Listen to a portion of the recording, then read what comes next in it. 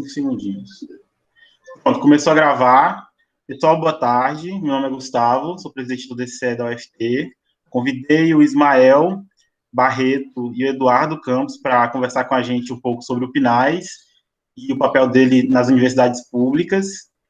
E assim, vou passar a palavra para o Edu, para ele começar se apresentando e dando um panorama geral sobre o PNAES.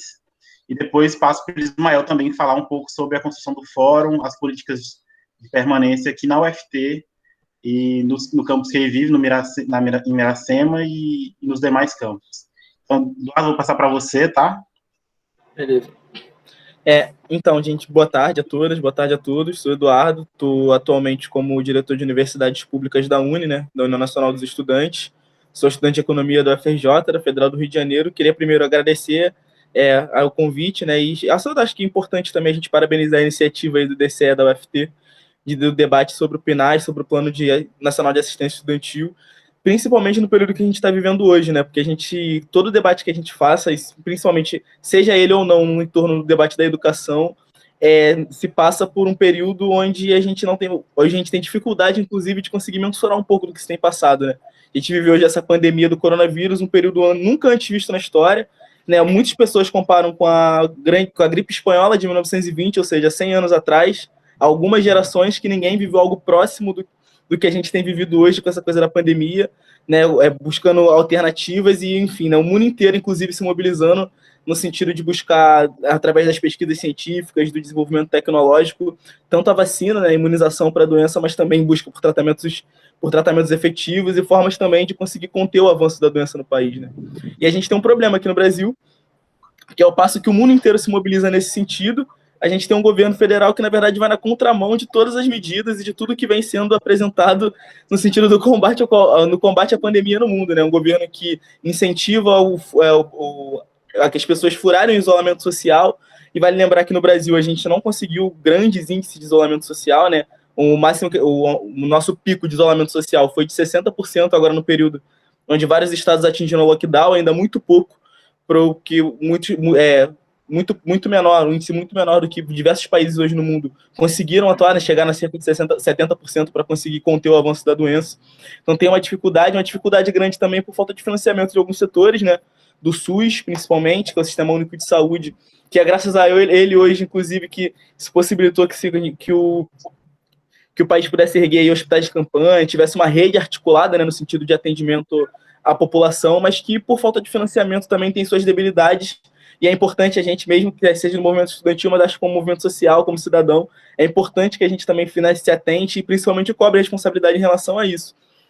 E principalmente nesse plano da educação, né, que é uma coisa que a gente vai entrar mais a fundo aqui nessa coisa do PNE, mas a educação como um todo, no Brasil, ela vem sofrendo, né, um ataque, um em especial, no sentido do subfinanciamento há um certo tempo, né, desde o início do governo Bolsonaro. Vale lembrar que no ano passado a gente foi a galera que construiu os tsunamis da educação pelo Brasil inteiro, contra as principais cidades do país, juntou milhões de pessoas nas ruas contra os cortes que já haviam sendo aplicados pelo Entraub, contra o projeto do Futurice, que hoje o governo tentou voltar também com o próprio projeto do Futurice, e a MP 914, que daria direito ao MEC, nomear os reitores e vice-reitores das universidades, que inclusive é uma medida muito próxima à MP que a gente conseguiu derrubar agora, né, a MP 979.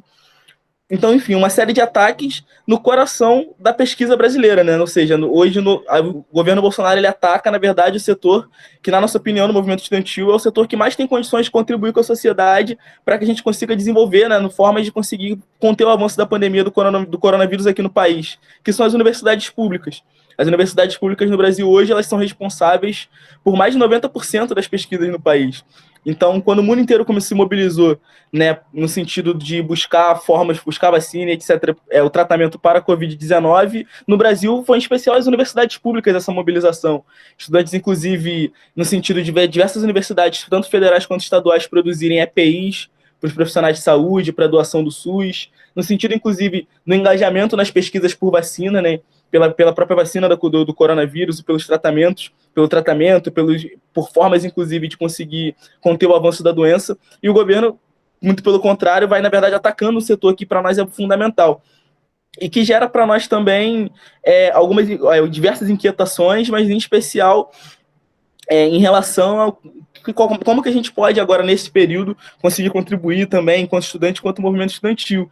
E, principalmente, como que fica a situação das universidades públicas como um todo, né? A gente da Uni, né, em conjunto, inclusive, com boa parte dos DCEs do Brasil, né, foi o movimento estudantil como um todo, foi um dos primeiros a pedir suspensão das aulas durante o período da pandemia, por entender a necessidade, né, que se tinha do isolamento social, e em especial da dificuldade que a gente teria de tomar qualquer medida que não fosse da forma tradicional presencial, sem que houvessem condições e alguns debates prévios, em especial com a comunidade acadêmica. Então, com os estudantes em situação de vulnerabilidade, que perdem as suas bolsas, por exemplo, estudantes que não têm acesso à internet, têm dificuldade, porque a gente está falando do Brasil, né? A gente está falando de um país de dimensões continentais, onde, enfim, além da a gente tem a nossa multiculturalidade, tem também, enfim, as especificidades de cada região do nosso país, e que é importante que qualquer medida dessa que seja tomada, que a gente leve em consideração para que sejam medidas que consigam contemplar toda a comunidade acadêmica.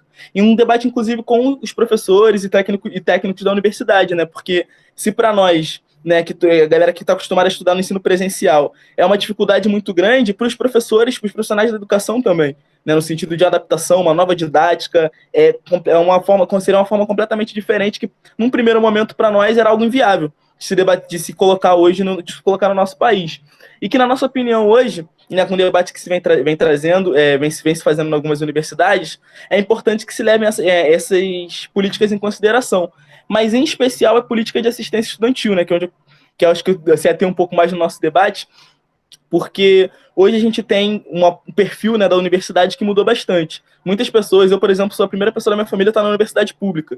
Hoje, milhares de brasileiros também, inclusive são os primeiros da família a estar na Universidade Federal, que é um ambiente que muda completamente seu perfil e que faz com que traga uma necessidade de, principalmente, massificar as políticas de assistência, né? A gente até brinca no movimento lá, brincava muito nas federais lá no Rio, na UF, na FRJ, que na época, antes das cotas, antes do Reúne, da expansão da universidade, a pauta do movimento estudantil era vaga por estacionamento, eram outras coisas que não a política por mais bandejões, mais moradias, por mais bolsas, para que a galera conseguisse se manter de fato na universidade, né?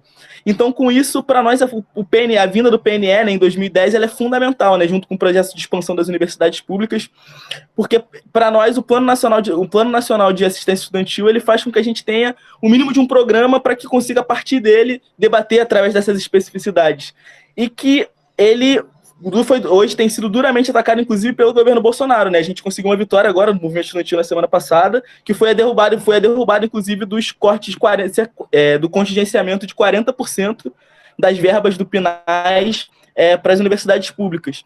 E se isso já era um problema, quando a gente fala em período de aula presencial, antes da pandemia, na pandemia se torna um problema ainda maior, porque a gente, além das dificuldades que já existiam na universidade, a gente tem um novo perfil, uma nova forma de organização da universidade, estudantes que não estão desalinhados, né, que eu acho que é importante, a gente levanta muito às vezes no movimento estudantil, que o estudante ele não é uma coisa à parte do que está na sociedade, né? A gente é a galera que é estudante, mas é a galera que trabalha, a galera que faz, enfim, vive na sociedade como um todo, e que tem, por exemplo, a mesma dificuldade que estão tendo milhões de brasileiros para retirar o auxílio emergencial, uma galera que, por exemplo, perdeu seus empregos, que hoje não conseguem retirar o auxílio emergencial do governo, que às vezes não tinham bolsas na universidade, né, mas que dependiam de outras políticas de assistência, como o caso dos bandejões e das moradias, que hoje estão fechados, né, por conta da Covid. As moradias foram esvaziadas e os RUs eles estão fechados hoje nas universidades, então, às vezes, o estudante não precisava de uma bolsa, não tinha uma bolsa porque necessariamente comia na universidade, enfim, dependia daquelas políticas e que hoje geram custos, geram uma série de outras coisas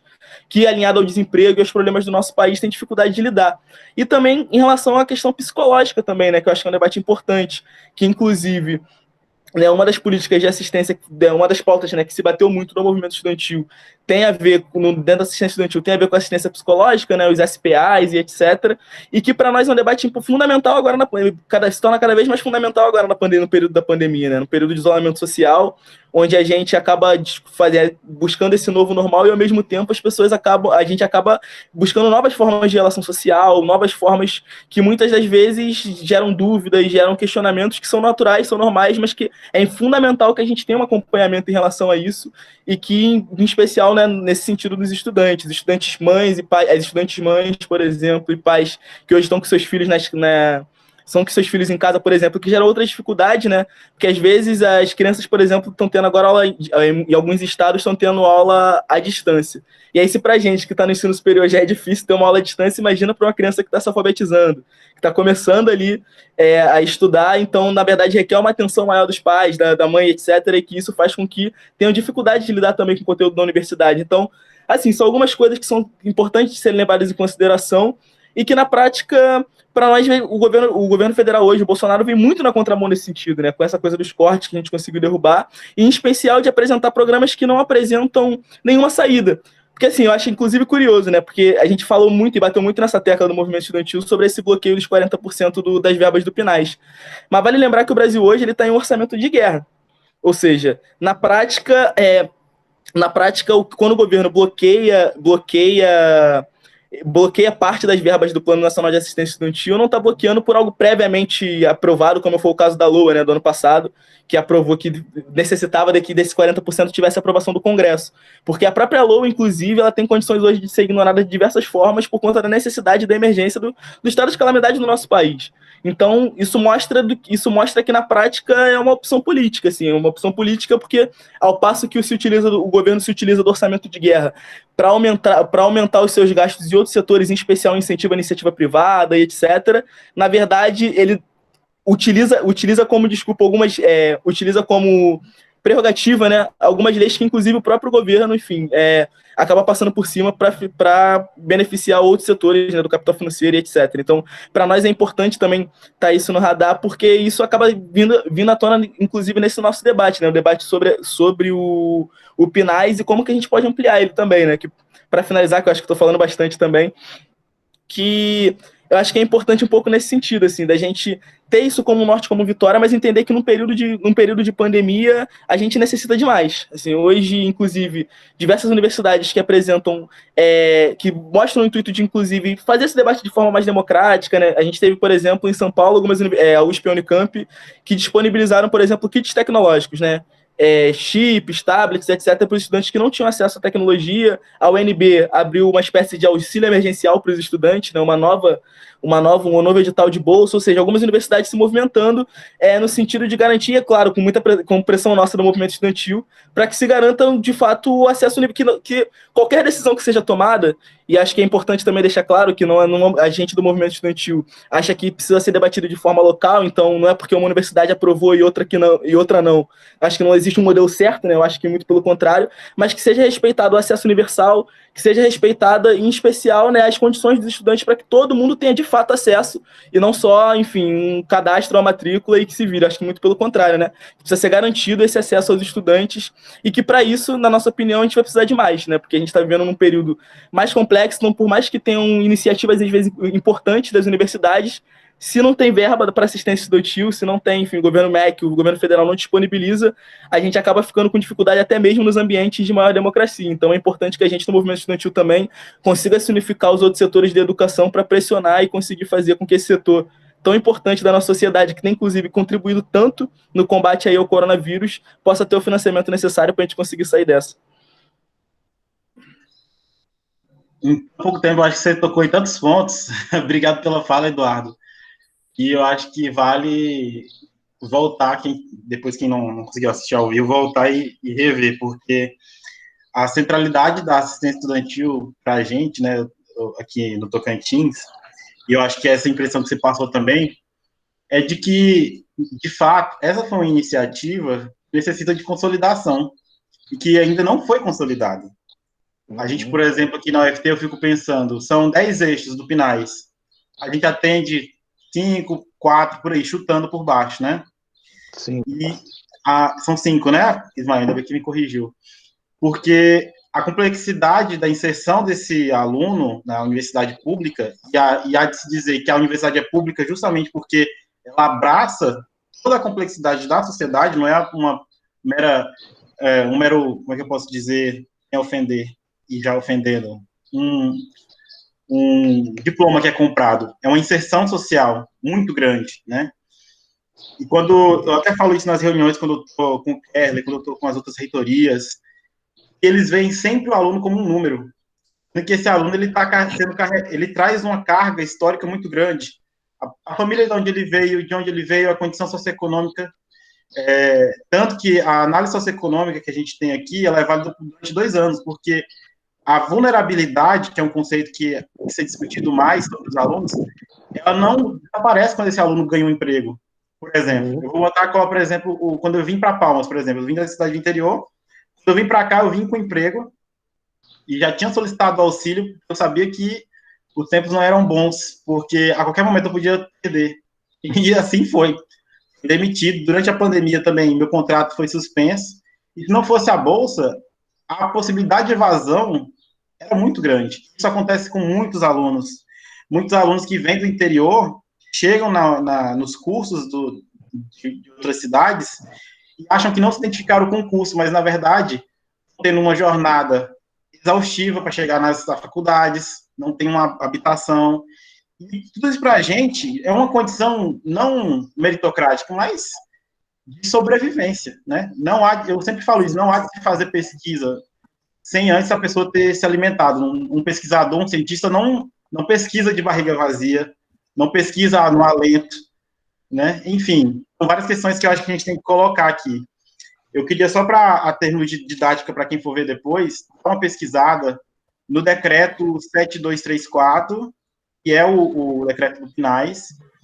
Vou até tentar aqui fazer uma projeção, antes de eu passar para o Ismael. Se vocês quiserem apresentar alguma coisa também, é só me falar. Não, tranquilo. Eu vou só apresentar aqui para as pessoas que estão aqui. Como é que eu seleciono?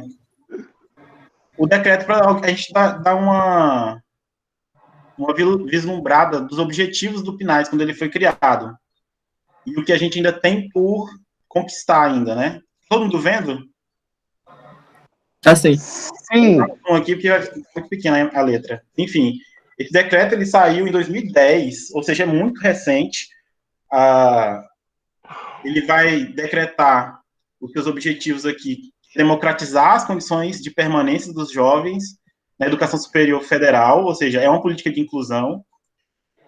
Tenta minimizar os efeitos das desigualdades sociais e regionais na permanência e conclusão da educação superior, e leia-se aqui também a redução das taxas de retenção e evasão, e contribuir para a promoção da inclusão social pela educação. Fora isso, eu queria apresentar também, logo em seguida, um gráfico que nos é fornecido pela própria PROEST, né, que é a Pró-Reitoria de Assistência Estudantil, ou de Assuntos Estudantis, e que já tem um censo já muito famoso aqui entre nós. Eu só interromper o compartilhamento para mostrar para vocês a situação do Tocantins frente aos outros estados. Vê se está apresentando agora. Agora vai. Oi? Apareceu? Sim. Foi. Então, a gente tem aqui o gráfico fornecido pela PNAE, pela PROEST, a quinta pesquisa de perfil socioeconômico da Andes, sobre a renda per capita, né, de acordo com a região na qual essas universidades se encontram. Aqui, a gente tem até 1,5 salário mínimo. A gente teria aqui que é o nível de vulnerabilidade. No Sul, a gente tem 60%, Centro-Oeste, 63%, Norte, 81%, média. A média nacional é 70%, só que na UFT, especificamente, 83,9%. Vamos arredondar aí para 84%, né? Sim. Se a gente for analisar aqui também a renda per capita de forma geral, a gente vê que não dá para se pensar uma política de inclusão social que não seja dessa forma que o Eduardo falou, pensando nas nossas regionalidades. A gente vê que quanto mais vai ao norte, mais a desigualdade social se acirra.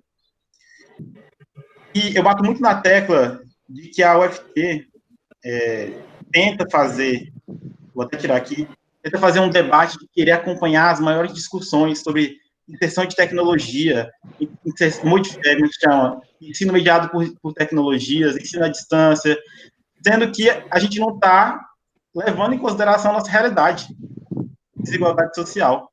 Sim. O quanto a gente, para incluir um aluno, não é abrir apenas a cota ou apenas ele passar no vestibular, mas garantir que ele permaneça dentro da universidade e conclua o seu curso. E como isso, às vezes, é rechaçado por alguns setores da comunidade acadêmica, né? Até por técnicos que trabalham com isso. Isso é muito complicado. Por alunos de outra realidade, né? Exato. Uma realidade que, enfim, é intangível, porque a pessoa nunca consegue nem imaginar o que é você não ter moradia. Ué, como assim eu não tenho um computador para ver uma aula? Como assim a pessoa não tem um acesso de qualidade à internet? Né? Então, são bolhas sociais muito grandes, que estão ligadas a classes sociais. E quando a gente pensa em universidade pública, não é, eu sempre bato nesse ponto dessa imparcialidade e da pluralidade. Pluralidade para gestões de universidade, você pegar um pouquinho de cada coisa e fazer uma coisa nova. Pegar um pouquinho da realidade do rico, pegar um pouquinho da realidade do pobre e tentar fazer uma coisa. Na meu entendimento, é completamente errado isso. Aqui na universidade pública deve-se levar em conta as prioridades. E as prioridades nossas são os abismos sociais nos quais a gente se encontra. Então, pensar uma universidade pública no Norte, pensar uma universidade pública no Tocantins, é, de fato, colocar a realidade dessa territorialidade no debate como prioridade. Então, eu tenho batido na tecla, eu até agradeci a Proex e a Proeste, porque eles são uma das poucas pró-reitorias que assumem a desigualdade na qual a gente se encontra. Nesse sentido, eu queria passar aqui para o Ismael, para ele falar um pouco da experiência dele. O Ismael também é do movimento estudantil, é do fórum. Fique à vontade, Ismael. Conta aí um pouco para a gente como é que Boa tarde a todos e a essa formação do fórum de assistência estudantil, essa conquista, essa participação. Tá bom.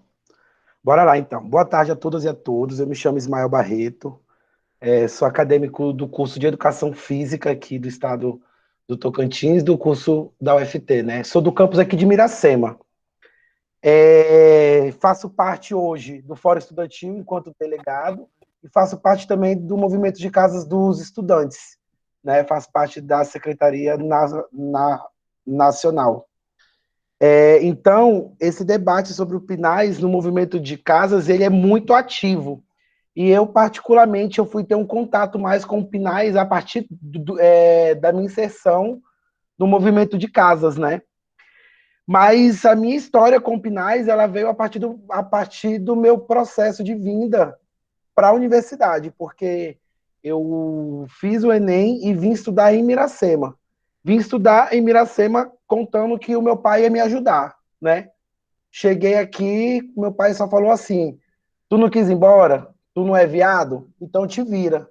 E aí eu tive que me virar aqui, e aí foi quando eu fui entender o que era bolsa, fui entender o que era edital, mas até então eu não conhecia o PNAES, eu só sabia que tinha alguns programas dentro da universidade e a gente podia pedir eles. Na minha época, a gente tinha auxílio emergencial, a gente aqui tinha uma bolsa chamada auxílio permanência, que a gente decidiu, que foi decidido no primeiro e no segundo fórum lá atrás, que seria que se uniria umas 2, 3 bolsas para formar uma, que seria essa permanência, né? E aí tinha o auxílio alimentação e nós só tínhamos essas 3 bolsas. E aí foi quando eu entrei aqui na universidade, comecei a correr atrás de auxílios, e aí foi quando também eu conheci a Bianca. A Bianca, para mim, ela é uma pessoa que me inseriu nesse debate também. A Bianca Pereira, hoje ela já é formada, ela é formada em serviço social. E foi quando a movimentação aconteceu, que eu nunca vou esquecer. Há 4 anos atrás, do nada, a reitoria decidiu, sem consultar os alunos, que é algo que as gestões sempre fazem, né? Movimentam as nossas vidas sem nos consultar. E aí foi uma movimentação tão linda, porque a gente tem 7 campos. Nós somos uma universidade multicamp, né? Multicampus. E aí os 7 campos foram todos para Palmas, que é onde fica a reitoria. cara, foi muito lindo. Era ônibus chegando, van chegando, a galera juntando. Foram 3 dias de diálogo, briga, gritaria, foi de tudo. E aí foi quando nós conseguimos. Aí a gestão vem com a cartilha pronta, né? Só que aí foi o momento que os estudantes se uniram e a gente dialogou muito, a gente é, conversou muito sobre como que é a realidade de cada campus, porque nós temos 7 campos e 7 campos, um diferente, né? Então, tipo, foi interessante que a galera de Palmas ouviu os campos dos interiores ouviu a galera de Palmas. Nisso, entramos em um consenso. E desse consenso também de como as bolsas seriam redistribuídas, a gente também falou assim, a gente tem um fórum, não tem? Porque esse fórum estava desativado. Esse fórum tinha parado. E aí a gente precisa reativar esse fórum, que é uma forma de a gente dialogar com a reitoria e com as pró-reitorias. Aí, obrigado por aparecer, que é muito ruim a gente conversando sem aparecer ninguém. Aí, a gente conversando... Travar menos. Aí, a gente conversou com essas reitorias. Na época, o fórum era composto por um membro de cada campus. E o diálogo era apenas com a Pró-Reitoria de Assuntos Estudantis, a Proeste, né? E aí esse fórum foi se desenvolvendo, foi quando também... Ainda bem que a gente trouxe esse fórum, porque foi justamente quando eles implementaram o sistema Cubo. É um sistema que nós temos aqui na UFT, que é o nosso calcanhar de Aquiles, porque ele, ao mesmo tempo que eu tenho uma visão que ele poderia, que ele pode ser melhorado mais. Ele ainda não é para todos e para todas. Mas ele porque, tipo assim, eu vim de uma época que eu tinha que preencher 50 papéis. Entendeu? Então, tipo assim, era punk. Se tu errasse uma letra numa ficha, pronto, tu perdia tudo. E aí o cubo, para mim, facilita um pouco, mas ele é excludente porque nós temos o problema das tecnologias. Elas não são acessíveis a todos. E o cubo parece que a cada ano pede uns documentos que não tem lógica, entendeu? Porque um estudante ele não vai conseguir puxar uns papéis ali que a gente já está preocupado com formação, com tudo, ainda tem que, lá na Receita Federal, puxar um papel para inserir, umas coisas assim que... Mas eu tenho muita fé nas grandes deusas que iremos conseguir emparelhar tudo, sabe? Dá certo. Não sei. Mas é muita luta. Aí o fórum veio, o fórum bateu muito na tecla desse cubo. Tentamos a todo custo possível melhorar ele, tentar melhorar ele, né? Para quem não conhece, o cubo de antes, um edital de cubo de 2017, que foi quando eu acho que ele foi inserido, era quase 50 páginas, entendeu? Então, tipo assim, era muita coisa. Então, tipo assim, a gente foi com muito diálogo ali, com muita briga, algumas vezes gritaria mesmo, um brigando com... Os alunos brigando com a gestão, né? A gente conseguiu dar uma melhorada ali no cubo, e o fórum começou a se fortalecer, né? Então, tipo assim, a Bianca, ela me levava pro fórum quando ela era cadeira, e aí eu fui conhecendo a galera, fui conhecendo como que o fórum funciona, e eu fui eleito delegado do fórum em 2018. 2018, isso.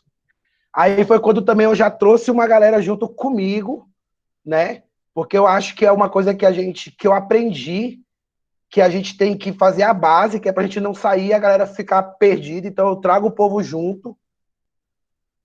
E o fórum, aí foi quando a gente conseguiu. E nisso, gente, para quem não sabe, o nosso fórum ele é construtivo deliberativo, né? Isso, ele é construtivo e deliberativo. Aqui.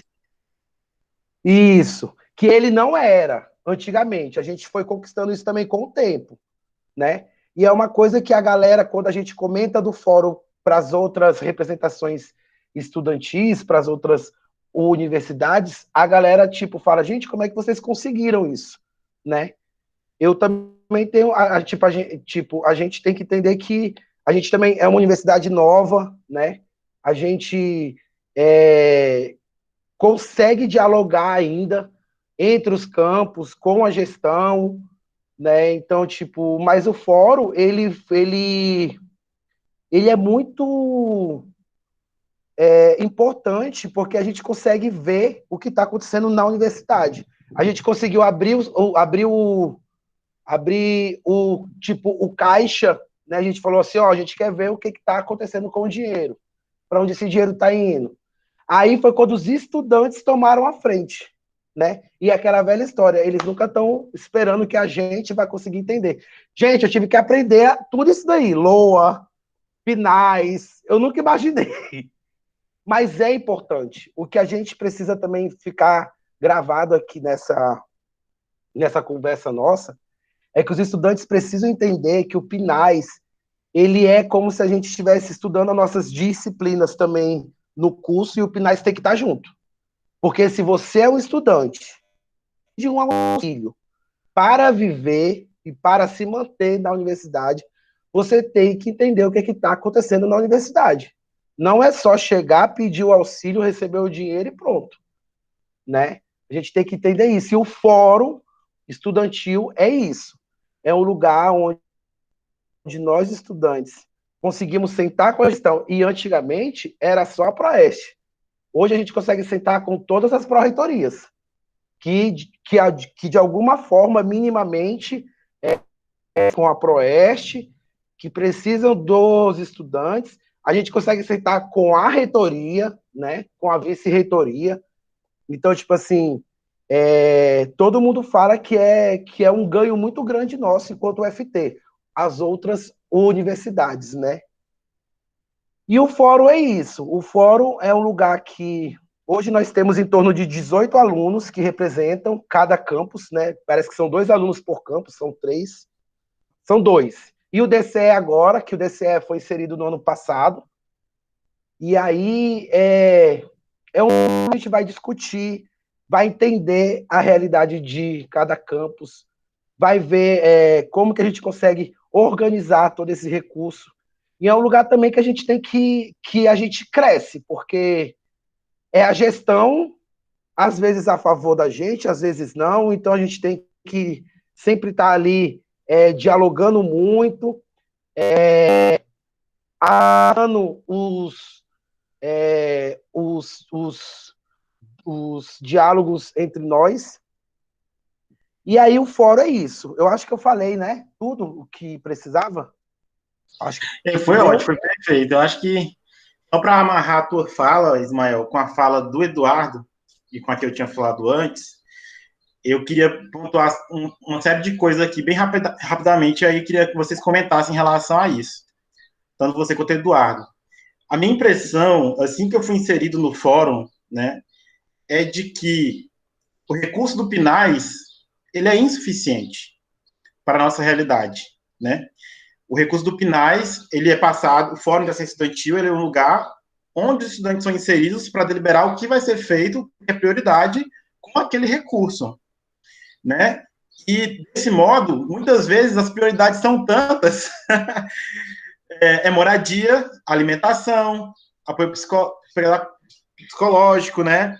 Enfim, são 10 eixos do PNAES que não são atendidos na sua completude. E dessa forma acaba excluindo muitos alunos. Você falou a questão do cubo. O cubo, para mim, foi muito problemático também. Quando eu entrei, eu fui rejeitado na análise socioeconômica. Eles pediram um documento da minha mãe como se a minha mãe fosse dona de alguma empresa. E fiquei atrás disso, eu falei, meu Deus, onde que minha mãe tem empresa?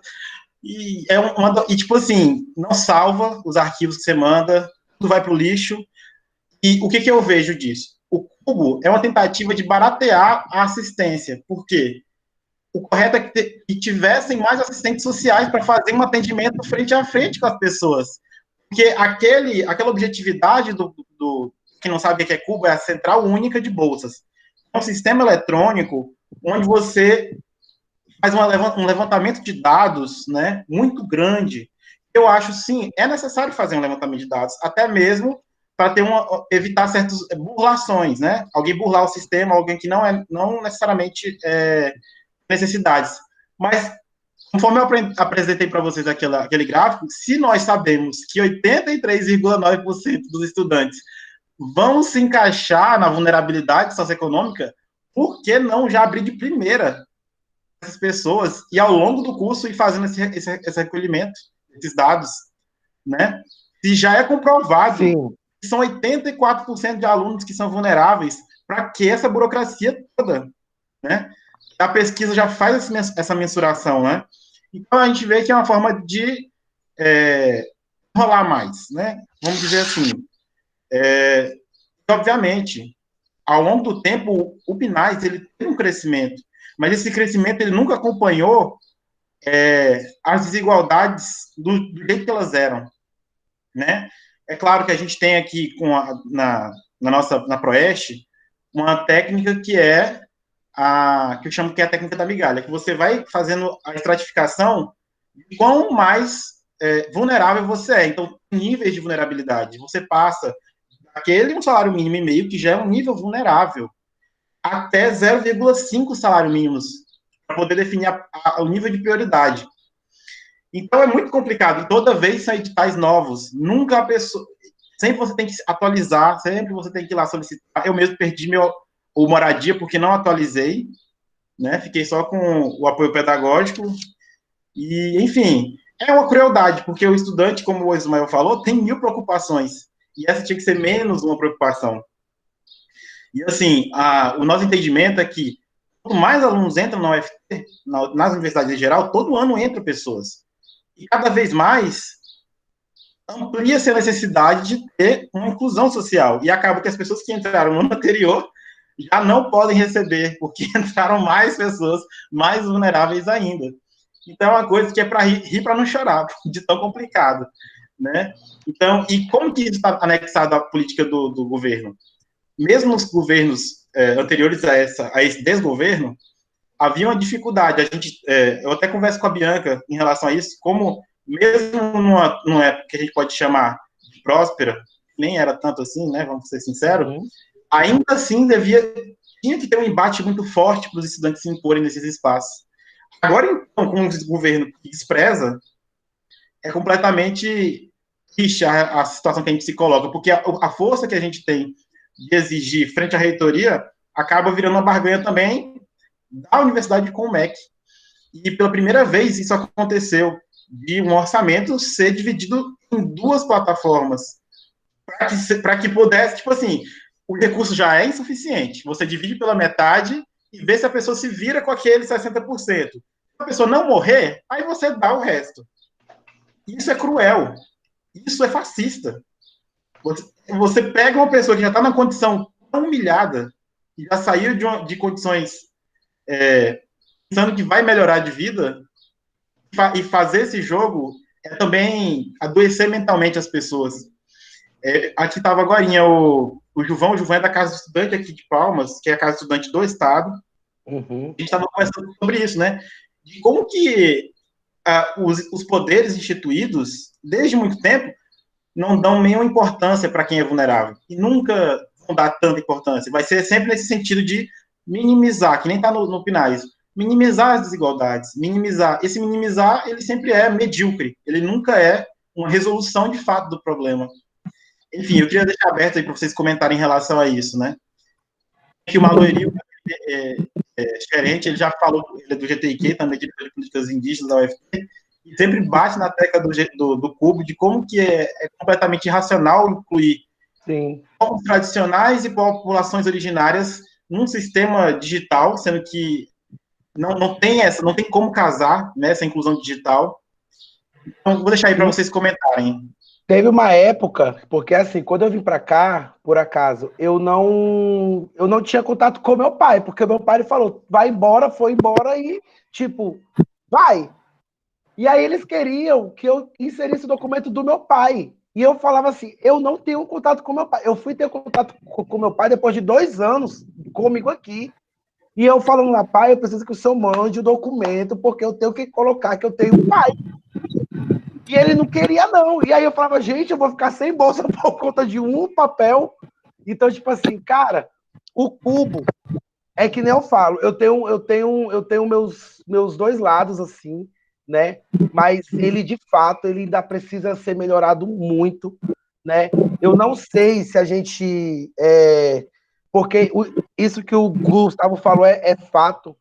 Se a gente hoje tem campos que não tem assistentes sociais, é porque o cubo existe. Porque se o cubo não existisse como era feito antes, beleza, era 50 papéis, mas tinha um assistente social que olhava da nossa cara, ia fazer a tua ficha ali, olhando para você, lhe perguntando, ia lá na sua casa se você tivesse uma casa, ia ver se você precisava.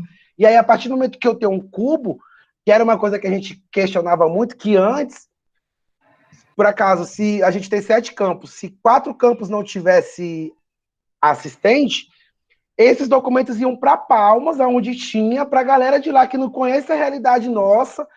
Mano, isso já deu tanto problema.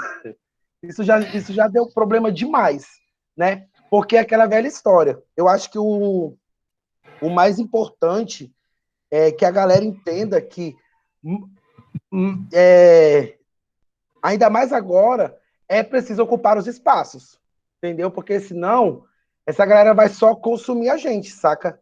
Que neles estão tentando empurrar as benditas aulas EAD agora, que neles pegaram, tipo, lá no movimento de casas, cara, teve universidades que foram cruéis, elas expulsaram os alunos de dentro da casa dos estudantes, entendeu? Expulsaram de o estudante sair e não poder entrar mais. E eles pegaram assim, ó, vou te dar esse dinheiro para você ir para sua casa e só volte quando tudo isso. Cara, foi cruel, entendeu?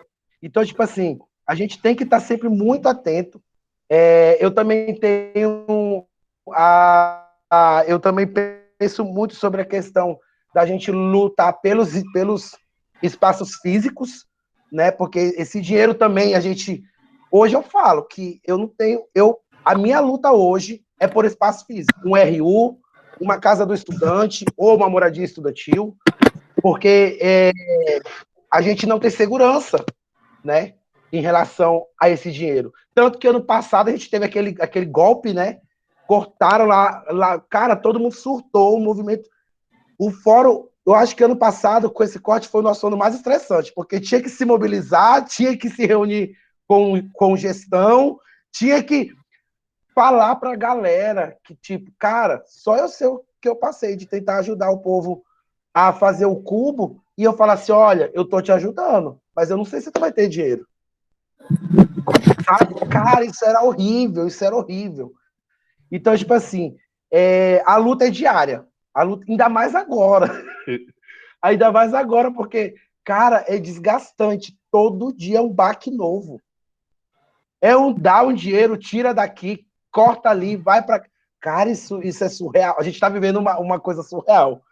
É isso. Mas, para pontuar isso que você falou, eu conversei com o Marcos, que é de Tocantinópolis, sobre isso. Isso é muito importante, a questão dos auxílios e dos espaços físicos. Porque é dado dinheiro, esse dinheiro fica com a gente, você paga um aluguel, sei lá, no fim do mundo, e tem que gastar ainda com transporte para ir para a faculdade, que o auxílio não existe.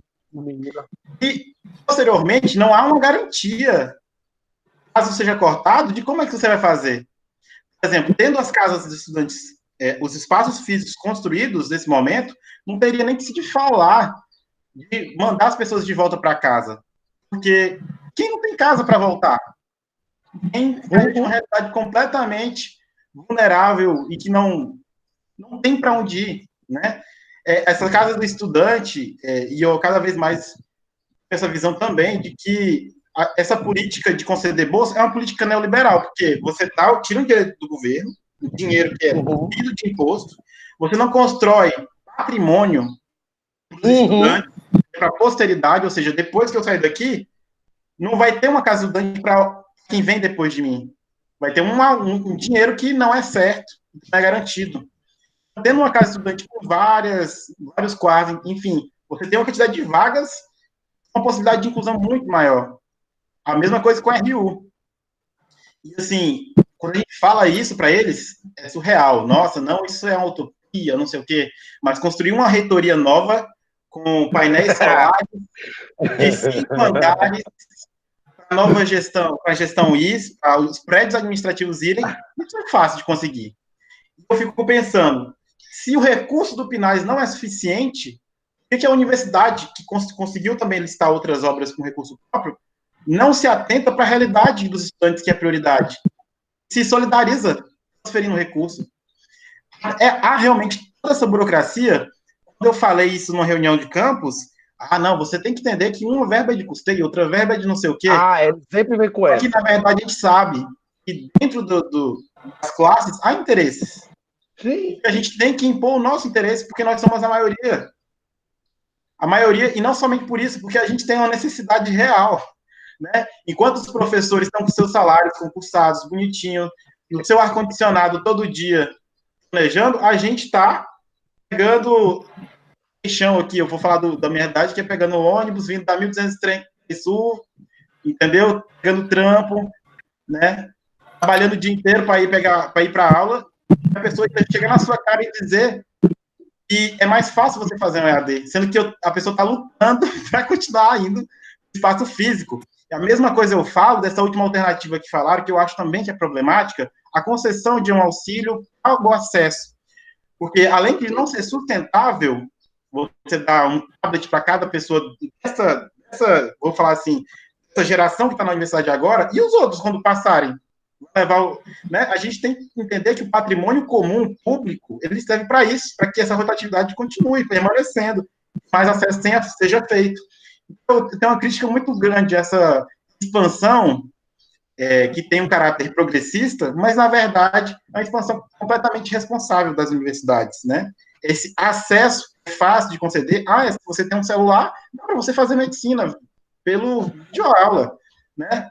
Enfim, que a Uni fez um documento que eu achei muito acertado, que tem um trecho que não é nem EAD, é aula remota improvisada.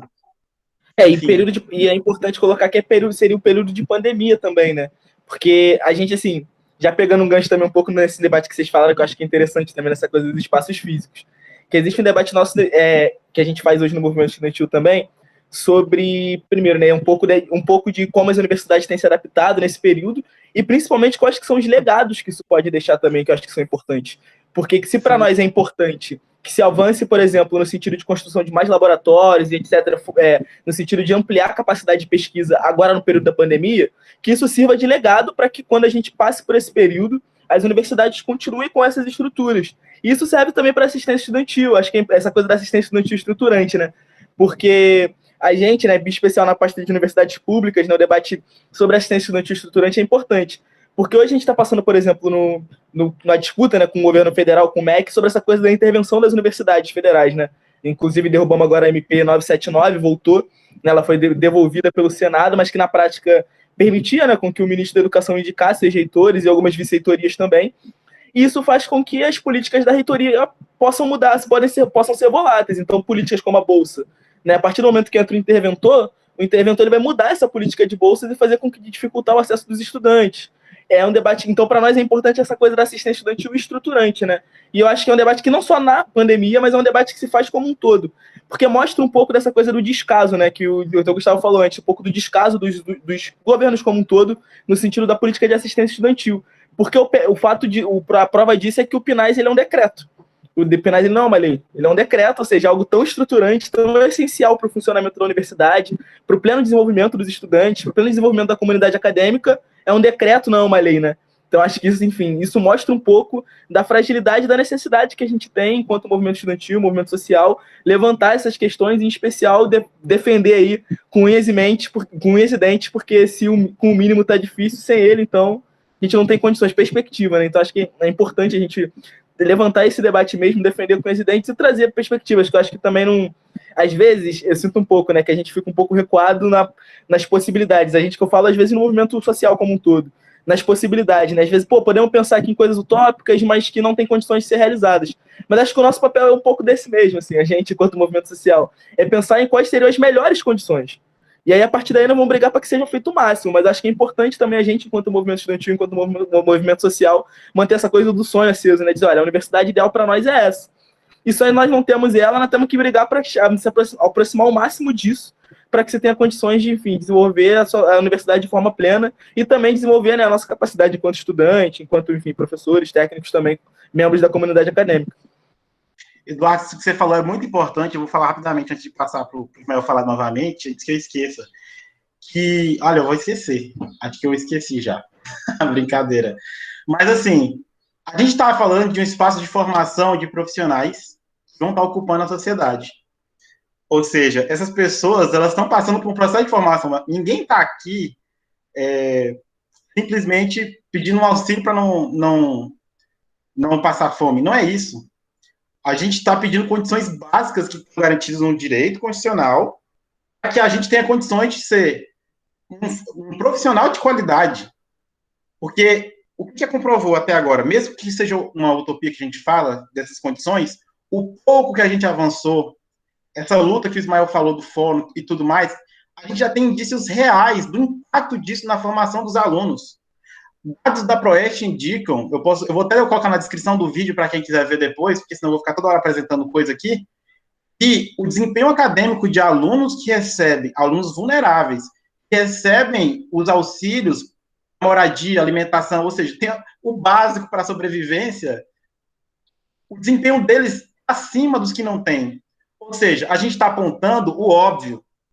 Se você não tem condições básicas de sobrevivência, não há de se falar em coeficiente, em desempenho acadêmico, né? Porque ninguém estuda preocupado se vai chegar em casa e a energia vai estar cortada, ou a água, né? Então, eu fico colocando isso na minha cabeça porque, tipo assim, as pessoas acham, numa sociedade como a nossa, que não é uma sociedade de pleno emprego, de bom tom falar, não conseguiu a bolsa, vai atrás de um emprego, de um estágio. E a gente sabe que, numa condição dessa sociedade, não é fácil assim. A gente está vendo, tem mais de 14 bilhões, não, milhões, na verdade, perdão,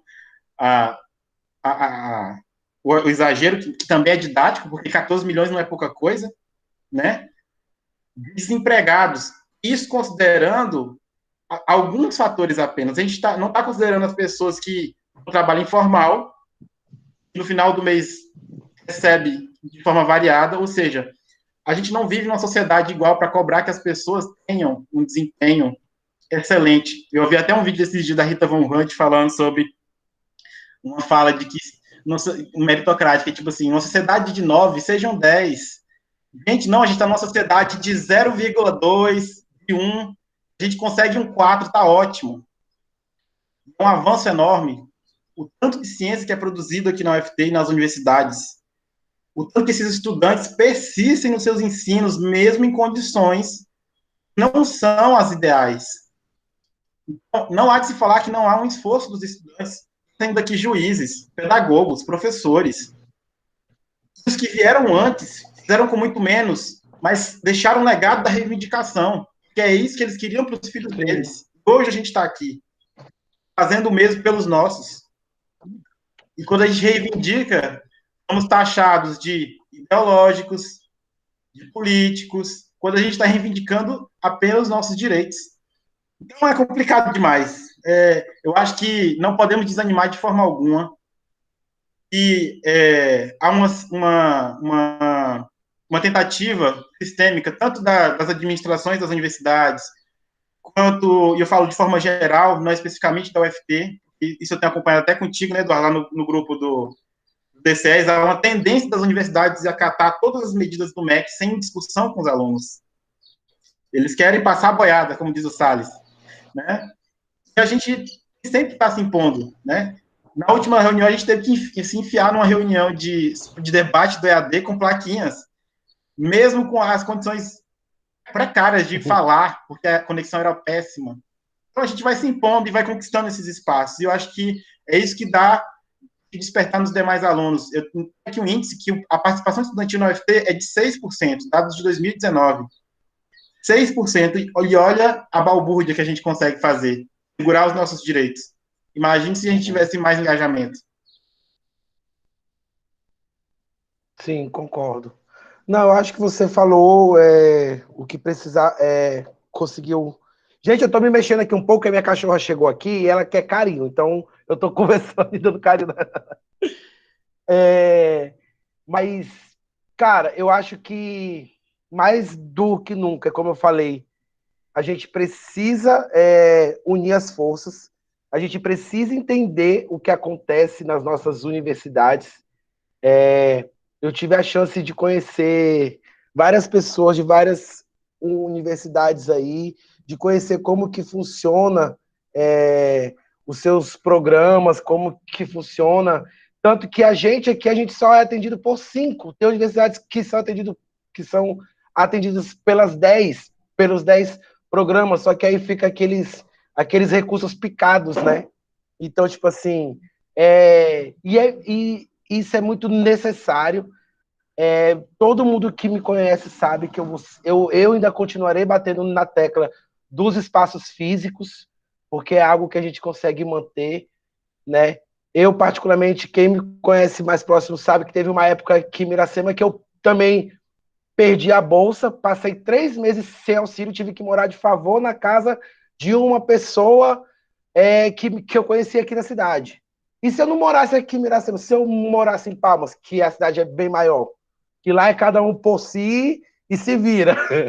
Aqui em Miracema, minimamente, a gente tem um grupo que a gente se ajuda, se apoia, né? Então, tipo, e é interessante a gente.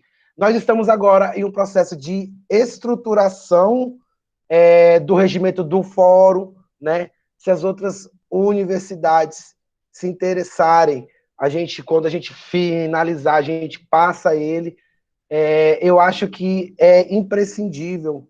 Eu acho não, eu acredito que é imprescindível hoje que os estudantes estejam ocupando esses espaços, né, em que estão decidindo a nossa vida, né? O que o Gustavo falou é muito certo. A gente está num processo aqui na UFT agora que ainda bem que a gente tá inserido em espaço, porque se a gente não tivesse, muitas das reuniões não estariam chegando nem na gente. Então isso é bom, que a gente está inserido nos espaços certos, né? E a gente sempre tem uma fonte aqui, uma fonte ali, quando aparece alguma coisa, tá acontecendo isso. Então isso é bom, mas é como eu digo, é uma realidade nossa. Universidade recente, universidade nova, que a gente consegue isso, né? Mas e as outras? Que já estão aí há 50, 80, 100 anos, né? Então, tipo, eu acredito que o fórum ele é extremamente necessário. A galera, eu espero muito que quem não pode estar vendo agora ao vivo, veja esse vídeo depois e ouça isso. Ocupe o espaço do fórum estudantil. Não é só chegar, não é só pedir lá o auxílio, só receber, é saber que dinheiro é esse, para onde ele vai ser atendido, né? E precisamos lutar pelos nossos espaços físicos. A UFT até que está caminhando bem em questão de espaços físicos, né? A gente só tem alguns campos ainda sem RU e sem... E o meu campus é o único que não tem casa do estudante, né? Então, o campus de Miracema, por sinal. Então, tipo, e não tem RU, né? Mas isso é aquele processo também que o Gustavo falou, que veio essa expansão, né? Não, vamos expandir. E a gente que entrou depois, a gente viu que, cara, que doideira foi essa? Não, vamos expandir, sabe? Então, tipo assim, nós estamos pagando por erros. Nós estamos pagando por erros de 10 anos assim atrás, pô. 10 anos. 10 anos atrás eu nem imaginava entrar numa universidade. Ismael, pensa agora, tem um FNP. Como é que vai ser essa expansão sem antes consolidar? Né? É uma questão para a gente. E você falou de uma coisa que, do fórum que eu acho importante, eu vou pontuar rapidamente, que é ocupar o fórum não é apenas exigir bolsa, como você falou. Você você teve um termo anterior que foi a questão do próprio clube e do caráter familista da análise socioeconômica. E eu vi um vídeo de 2013 da Bianca falando sobre isso. Em 2013 já estava claro, estava nítido para o movimento estudantil, e o ponto do qual eles estavam partindo para poder olhar para os estudantes já estava errado. Achar que todos obrigatoriamente tem para onde voltar, tem uma família, tem alguém que ajude, não é porque você teve o progenitor que você tem uma família. E uma visão extremamente patriarcal, machista, de que você, por estar nascido no mundo, você tem um pai vivo, você tem uma mãe viva, e é uma coisa complicada, né? E que também está no escudo do espaço do fórum, né? Eu acho que o fórum é um dos espaços mais importantes da UFT, e o que mais me agrada do fórum é o caráter dele ser permanente, não cai no erro de centros acadêmicos, diretório acadêmico e DCE, que podem ficar em vacância e inativos. E eu acho isso muito importante. Podem não, acabam ficando às vezes, né? Não devem, de forma alguma, ficar inativos, mas que é conjuntural e que o fórum, de forma alguma, pode, né? É permanente e acaba que torna de forma assim essencial. É isso. Gente, eu vou passar aqui. Alguém Pedro, fala aí. O Pedro pediu para falar. Se tiver falar alguma coisa, Ismael, eu vou passar aqui para o Pedro. Já deu uma hora de live. Nossa, passou voando essa live. Não consegui nem cronometrar. Pode falar, o Pedro. Pedro quer falar alguma coisa? Fica à vontade. Vinícius quer falar. O Vinícius também estava na primeira gestão. O Vinícius estava aqui e a Bianca entrou. Sim. Boa tarde a todos e a todas, os presentes. Eu sou o Pedro, eu também sou delegado do Fórum da Assistência Estudantil da UFT, né? Eu sou suplente do que formou, então também fui lá em 2008, também fiz parte como suplente, né? Então agora ele não está mais, eu estou fazendo parte. Então eu queria complementar a fala, concordando com o que os colegas falaram, né? Os problemas que nós temos, que eles caminham para uma melhoria, o movimento estudantil já conquistou muitas coisas, mas acho que tem muita coisa para se conquistar. Por isso que a luta não pode parar. Eu queria comentar a respeito do que o Ismael falou sobre os espaços físicos. Eu também compactuo desse pensamento de que a gente tem que lutar por isso. Acho que todo estudante que tem essa visão, acho que ele está tendo uma visão pensando no futuro mesmo, está pensando... Talvez, às vezes, nem alcance para ele mesmo, mas ele está pensando, sim, no coletivo e sabe que é um passo que vai para frente, que ele é muito duro de ser dado para trás, né? Os espaços físicos. Então, acho que é um ponto certo, né? Para a gente poder lutar, né? É uma luta certa, assim, é uma coisa bem, bem sólida, quando a gente alcança também, né? Mas a luta é muito importante. Só que aí o que acontece? Eu queria dizer sobre esse assunto do RU de Arraias, que a gente já comentou, né? No fórum, algumas pessoas têm ciência, mas é linkar com a última reunião. O Ismael comentou sobre o histórico do Fórum de Assistência Estudantil, como normalmente ele acontece, mas eu participei do meu primeiro, foi bem a última reunião.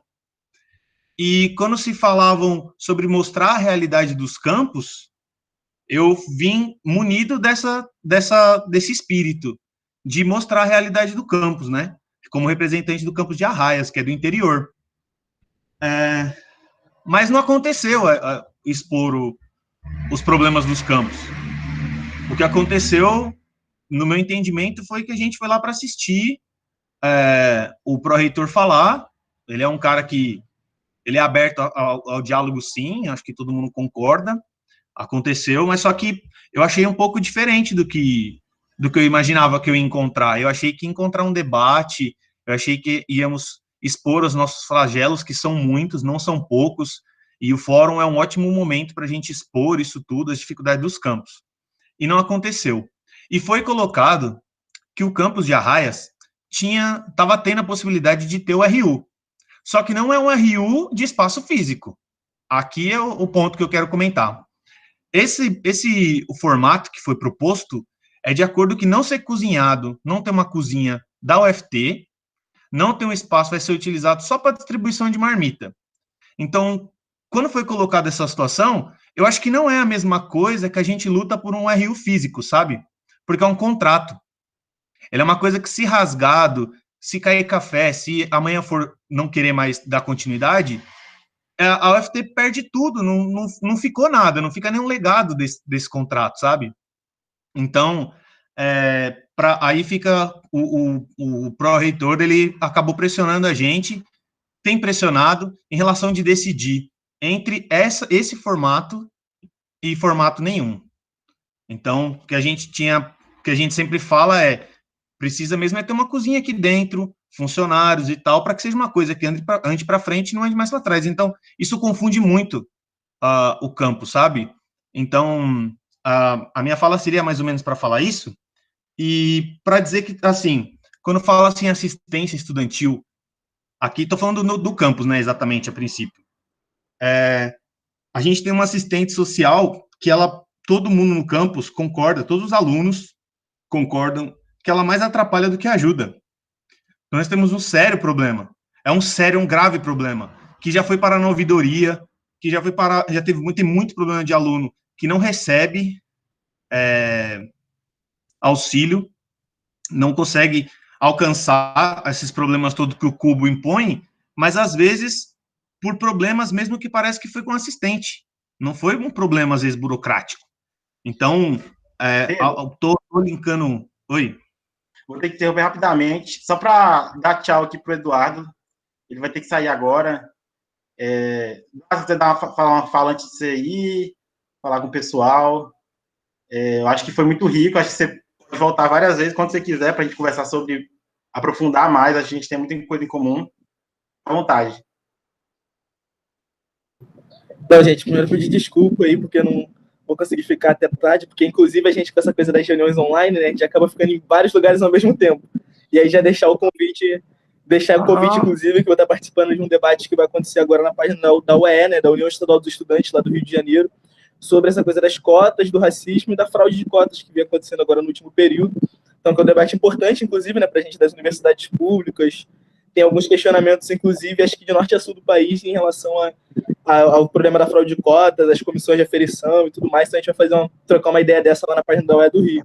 E queria mais, na verdade, agradecer aí o convite, agradecendo a pessoa do Gustavo e da UFT, por essa iniciativa, cara, acho que é uma iniciativa importante. Estou à disposição aí para a gente fazer quantas mais vezes forem necessárias e importantes. Acho que é legal, inclusive, nos ajuda. Eu acho que é uma troca de experiência muito boa, né? Que eu acho que todo mundo aqui entra com pouco para contribuir e com muito a aprender. E eu acho que nessa troca de experiência, nessa troca de ideia, a gente consegue tanto ajudar um pouco no debate na UFT, no estado de Tocantins, quanto a absorver bastante para a gente conseguir contribuir hoje no debate que a gente vem fazendo da Uni e através dos demais DCEs aí em relação à assistência estudantil e às universidades públicas como um todo.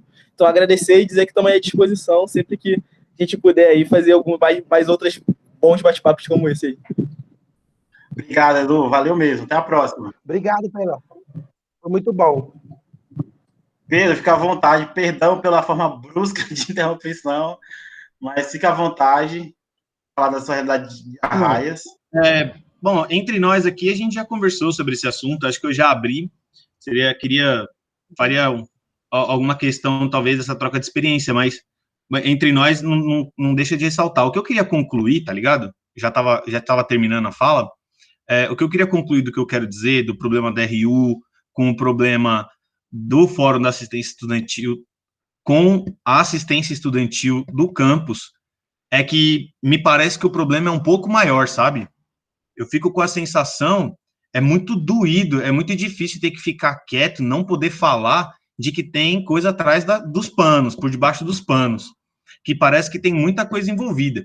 É uma denúncia, pode ser, é feio falar dessas coisas, é muito comprometedor, sabe? Então, vamos dizer que eu não estou falando disso, entendeu? Eu não estou falando que existem coisas por debaixo dos panos. Se pareceu que eu falei, eu não disse. Vocês estão ouvindo que eu não disse, né? Tá gravando, então eu não disse. Eu não acredito que tem coisa por debaixo. Não corta, não. Deixa bem assim, ó. Eu, Pedro, não acredito que existem coisas por debaixo dos panos dentro da organização da UFT. Porque essas coisas deixam aparecer, me deixam a perceber pelo fato de como as coisas acontecem. Como é que o discurso ele fica totalmente alinhado entre os funcionários da UFT. Eles estão mais unidos. E, normalmente, esse discurso bate de frente com o que foi falado aqui, que nós somos a maioria, que é o que é melhor para os estudantes. A universidade não existe sem os estudantes. Mas, com certeza, os estudantes não vão chegar em lugar nenhum sem o corpo da UFT, professores, reitores e o administrativo e técnicos, com certeza. Mas são duas categorias. Não está lutando todo mundo na mesma trincheira, me parece. O que me deixa parecer é que não está todo mundo do mesmo lado. Então, esse problema, eu acho que ele acaba sendo maior do que a luta sobre a RU, ela acaba sendo maior do que as nossas lutas pontuais, que sempre foram muito importantes e nunca vão deixar de ser. Nunca vai deixar de ser. Então, como você pede para eu concluir, o que eu quero concluir é isso. Eu acho que a nossa luta, ela chegou num ponto, ela tem cada vez se afunilado para a gente ir para uma categoria acima da luta, porque a gente luta pelo Pinais bem debaixo de tudo que está sendo administrado. Porque o estudante é o último a ver o assunto Pinais. Primeiro é deputado, depois sei lá quem que é assunto de onde vem da controladoria, vai passar por um monte de gente para o estudante ser o último. E nosso grito é muito baixo. O nosso grito, na posição que a gente toma, que ela é grande, que é o fórum, eu acho que ele é um grito muito baixo, eu acho que é uma posição muito pequena. A gente precisa estar mais dentro desse embate, mais nos lugares mais estratégicos, mais a fundo do debate. Então, para a gente poder resolver os problemas e não ficar com as migalhas que restam desse assunto. Pinais a gente acaba resolvendo, quer esse RU com contrato ou não? Vocês querem isso ou aquilo? Não, a gente quer decidir desde o começo, desde o princípio, vai chegar nos estudantes mesmo. Isso é um assunto de estudante, Pinais é de estudante para estudante. É isso. Beleza, Pedro. Eu concordo contigo, muita coisa. Só para a gente ir finalizando já, que já deu mais de 1 hora de live, e o pessoal depois não assiste mais. Quando eu publico no YouTube, ninguém clica. Brincadeira. Vinícius quer Falar, falar, Vinícius? Eita, lasqueira. Tá bom, vai falar. Mas só Prometo. finalizando aqui minha fala, que é que a gente tem um portal da transparência, né, que mostra aonde está sendo empenhado cada recurso, e é bem isso que o Pedro falou, né, o debate do recurso, ele não chega para a gente, ele chega já pronto. A gente não delibera, porque o quanto que vai vir, a gente delibera o que vai fazer com o que chegou. Isso para a gente é muito doloroso. Em todo o processo decisório, a gente sempre perde. A gente sempre perde alguma coisa, porque não há possibilidade de expandir para a nossa realidade, né? Enfim, fala aí, o Vinícius. Rapaz, então, primeiro queria, né, cumprimentar todos aí, Ismael, Pedro, Gustavo, todo mundo, o rapaz que saiu, saudade, Ismael, muita saudade, meu amigo. Um dia a gente ainda vai se ver de novo. Mas, enfim, queria saudar todo mundo, Malueri, todo mundo que está aí, toda a galera. Gente, eu acho que a gente parte muito por uma questão de como a gente entende a universidade no país, né? Tipo assim, e até a forma como a gente entende a democracia no Brasil de forma geral. Por exemplo, você tem majoritariamente... Ixi, peraí. Tá tudo bem aí? Parece que a máquina vai cair aqui da casa. Aquelas máquinas que criam vida, né? A daqui de casa acabou de criar vida, saiu caminhando. Mas, meu Deus. Não, sim.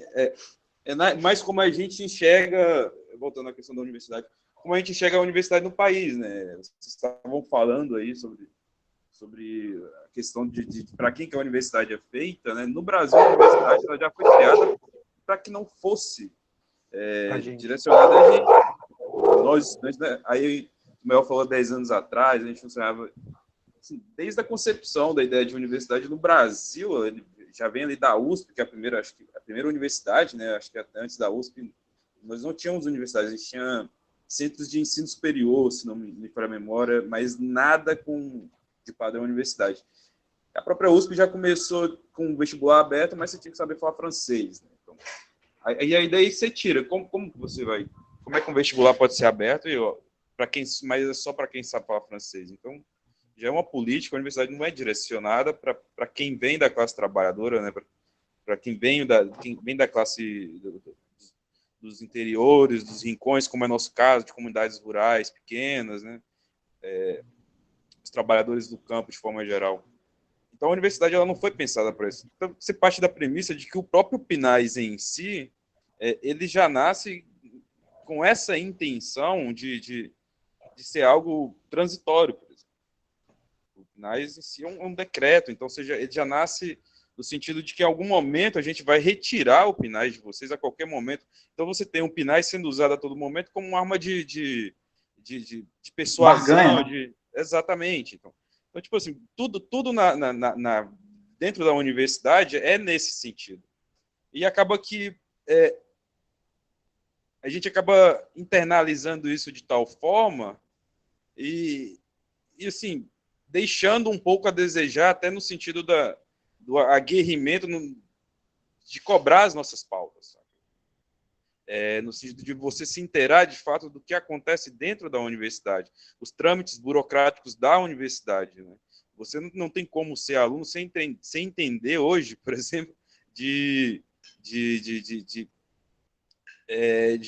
como funciona a estrutura do serviço público, né? Como tudo é organizado, como é feita a distribuição de verbas. Então, o que o Pedro falou, de fato, a gente tem que estar atento a todo momento. Sabe? Mas, nos nossos espaços, acho que a gente tem que fazer uma cobrança muito maior. O próprio Fórum de Assistência Estudantil, ele é consultivo. A gente tem uma cultura de que a participação popular direta, né, ela é relegada. A gente sempre, quando tem direito a participar de algo, por exemplo, na Câmara, no Congresso, a participação popular, que não seja de deputados e políticos, ela é feita somente por meio de espaços consultivos. A gente não delibera nada, a gente sempre é apenas consultado. E o fórum tem essa característica, ser consultivo. Então, os que vão ser, que normalmente são os especialistas, as pessoas da área, essas pessoas, no caso, os mais interessados, normalmente, são chamados para fazer as consultas. Né? No nosso caso, nós somos os mais interessados, nós não temos poder de decisão sobre, de fato, a política de assistência estudantil, como ela deve ser aplicada na sua plenitude. Porque na UFT ela é relegada apenas ao fórum, ao PNAES. E dentro da UFT isso é um erro. Eu acho que a gente tinha que trabalhar em cima disso, porque o fórum ele já nasce dessa deficiência das universidades em suprir todos os eixos, né, de assistência. Então, você cria o fórum para dar desculpa para a universidade enfim, se focar apenas nos recursos que vêm do fórum. Então, a universidade ela acaba meio que deixando de lado, por exemplo, questões estruturais, porque ela acha que os recursos a serem investidos em assistência estudantil só podem vir do PNAES. E isso é extremamente limitador para a gente. Então, acaba que fica uma coisa que, tipo assim, nunca vai poder expandir, nunca vai poder ampliar. Exatamente. Exato. E o próprio Fórum de Assistência Estudantil, como você diz, todas as vezes que a gente vai fazer um Fórum de Assistência Estudantil, é uma disputa até informacional, porque as questões, os gastos são lançados na hora, você não tem um acesso anterior a essas questões, e assim, quando muito é colocado, é numa linguagem extremamente tecnicista, que não é acessível, e eu não falo no sentido de emburrecer o estudante, não é nos tratar como idiotas, mas é porque quando você vai fazer qualquer explicação de um serviço técnico público, você tem que adaptar a sua linguagem, é sua obrigação adaptar a linguagem para quem faz usufruto daquilo, né? E é o nosso caso. E aí você vê que não existe essa vontade, de fato, de levar o debate seriamente. Às vezes você tem apenas o próprio pró-reitor, não, assim, a gente tem todo o respeito por eles, mas a gente sabe que, por exemplo, quando você não tem a participação de todas as reitorias ligadas à assistência estudantil da universidade, todas as reitorias que cuidam da verba da universidade, em uma reunião do fórum, quando eles estão ausentes, na minha opinião, por exemplo, a reunião do fórum tinha que ter de praxe o reitor. Sempre. Sempre. É o contato direto que ele tem com os estudantes. É a representação direta dos estudantes. São estudantes que estão ali eleitos em assembleias gerais. Então, você já vê o descaso por parte da própria universidade nesse sentido também. Apesar de encherem o peito e dizer que o fórum é único, que aí a galera até acha bom que a gente discute o gasto de verba, que em outras universidades nem isso é discutido, então a gente tem a oportunidade só de discutir, sabe?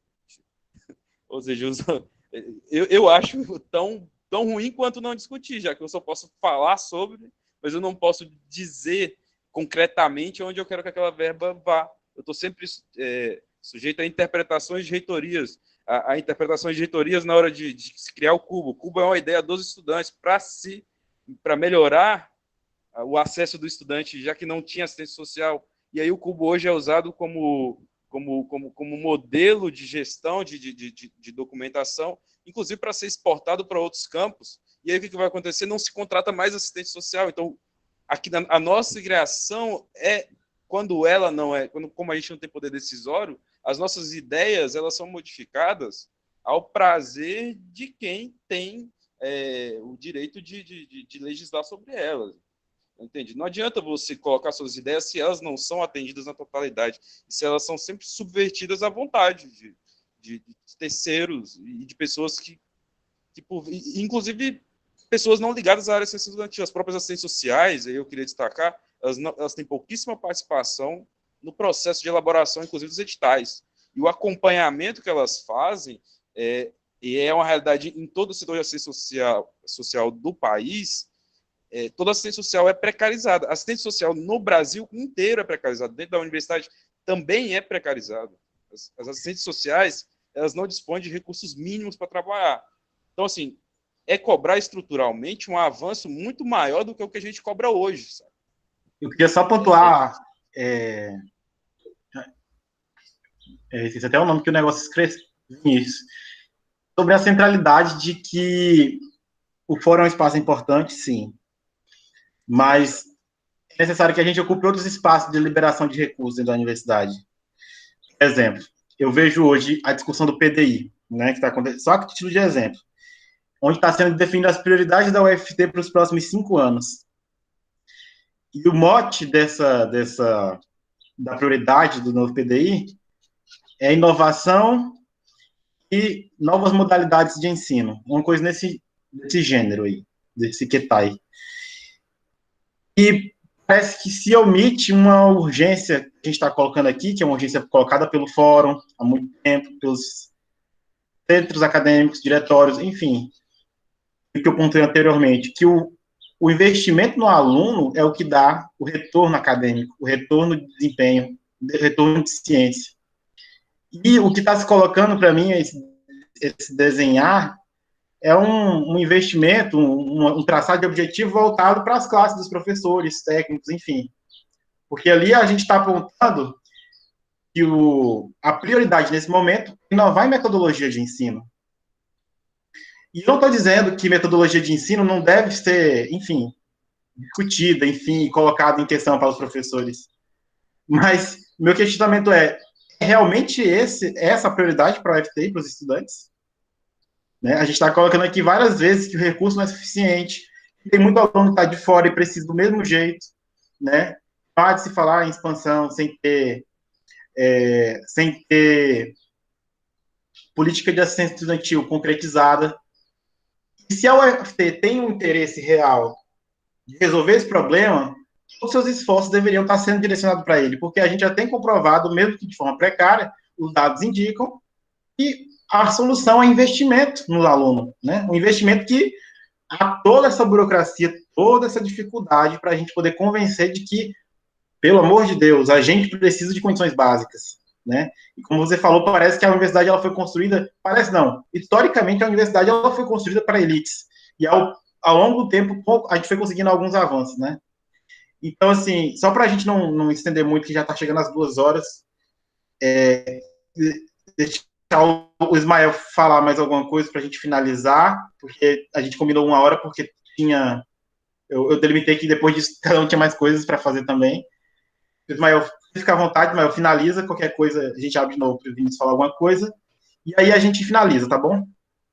Não, eu acredito, eu estou tranquilo com a fala de hoje. Foi muito bom trazer o nosso amigo lá, o Eduardo, né? E gostei muito da conversa também.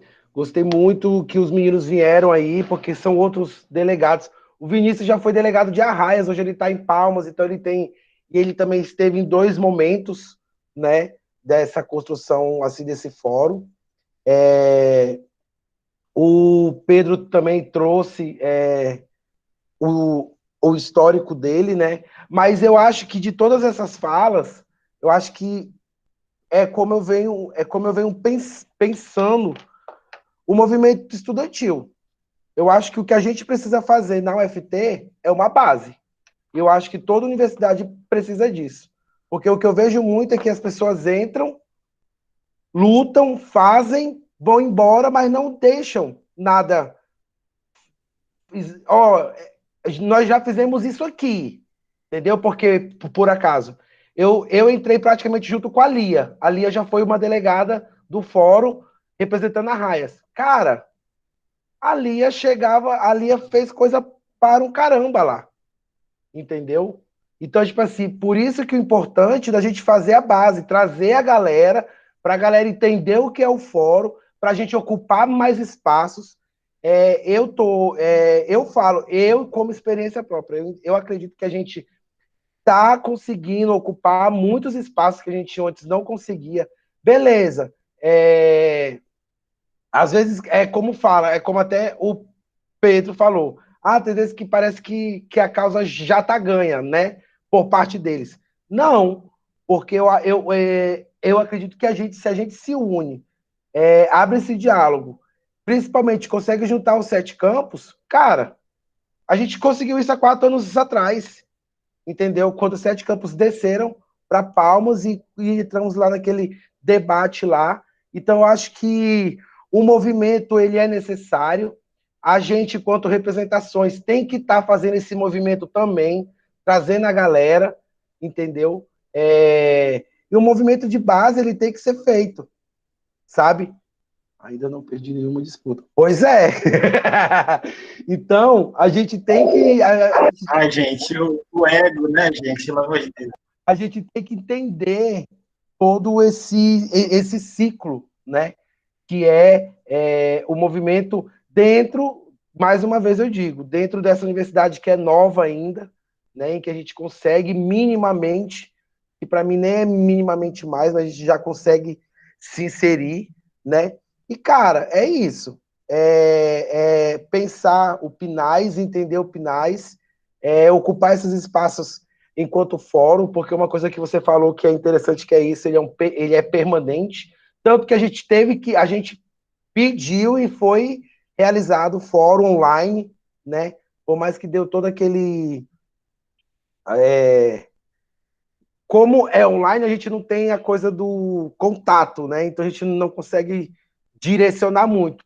De fato, ele veio muito engessado mesmo, o online. Mas quando é um fórum mesmo, é o dia inteiro, a gente chega lá às 8 horas da manhã, sai 6, 7 horas da noite. Entendeu? Então, tipo, é isso. Para mim, o debate foi muito bom.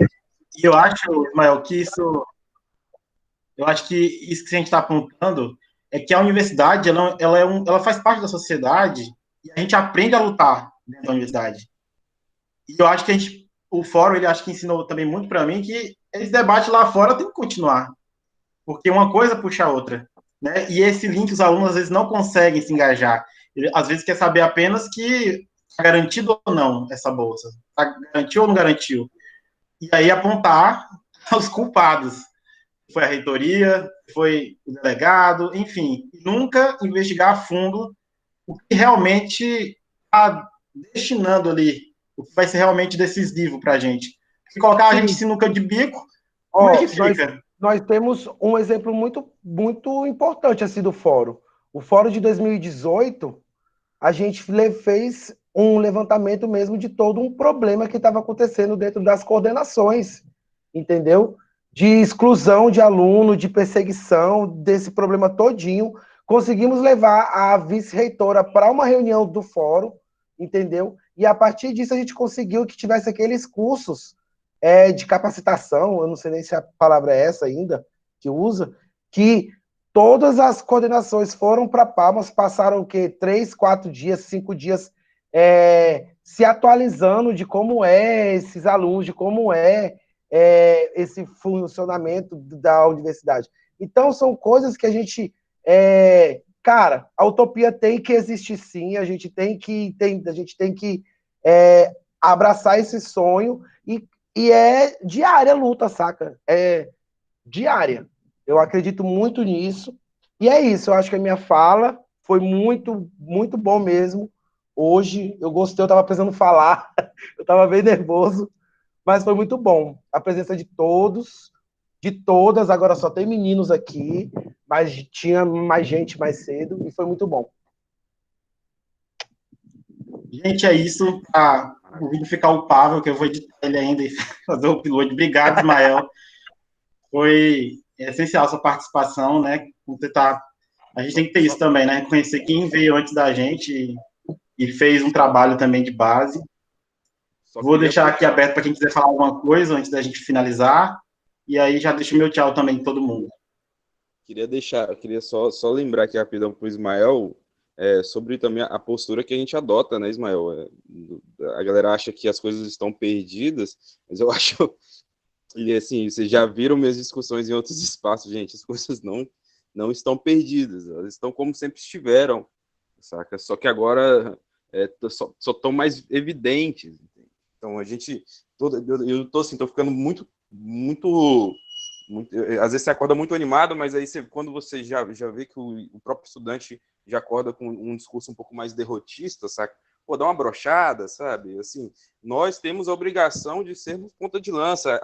A universidade é, de fato, o laboratório da sociedade, mas é o laboratório onde a sociedade liberal, onde a sociedade capitalista se permite ter um certo como se fosse a panela de pressão, onde é a pressão, é onde a sociedade fervilha ideias, entende? Então, se a gente dentro da universidade não cobrar uma postura de uma democracia real, de uma democracia que seja popular, radical, entende? Se a gente já entrar sempre com o discurso de fazer negociações, entende? Nós, estudantes, não podemos cair nesse tipo de debate, principalmente dentro da universidade. Então, eu acho que é isso. As posturas adotadas anteriormente foram nesse sentido, já naquela época onde ainda se podia dialogar, de fato. Sabe?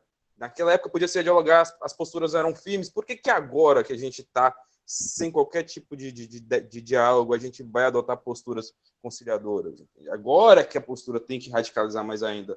E não foram conquistas pequenas. Né? Você dobrou o número de bolsas, você conseguiu fazer com que as bolsas fossem acumuladas. Então, não são conquistas pequenas, são centenas de vidas que foram mudadas. Então, se multiplicar pelas famílias dele, são centenas talvez até milhares de pessoas que foram indiretamente afetadas por esse fórum que é consultivo. Imagina se ele tiver poder de decisão real. Né? Consultivo ele é assim, então é o sucesso da democracia popular direta. Temos isso, e o fórum é o exemplo maior disso. Consultivo já conseguiu muita coisa. Então é isso, é só isso, gente. Dentro da universidade, postura radical e nada mais do que isso. Então é isso. Tchau, grande abraço. Vou almoçar agora. Obrigado, Barreto. É bom, a gente tem que ter a coragem da esperança, né? Eu já tenho a coragem da desesperança. Eu penso que o mundo já acabou, inclusive, e que por isso a gente tem que inventar outro já, porque esse daqui já foi. Não, mas, enfim, independente da postura que você adota, o importante é a postura de criação nova e de conquista. Eu queria só concluir também mais uma coisinha, que é a questão do inimigo. Então, lutar, eu não sei se fica claro, acho que a gente tem que lutar sempre, acho que não dá para parar, acho que a gente precisa acertar melhor o alvo, sabe? Acho que precisa dar aquela mirada certa e mirar lá onde vai resolver o problema. Porque às vezes a gente fica remediando. Então, meu foco, acho que é sempre a gente ser mais incisivo e mais forte. Eu acho que estudar o inimigo mesmo, é isso aí. Então, é por aí. Um abraço a todos que for da família. É nóis, irmãos. Um beijo, gente. Muito obrigado mesmo. Vou mandar o link para vocês depois. E compartilhem com todo mundo, seus amigos depois. Muito obrigado, Ismael, Maloiri, Pedro, todo mundo que veio.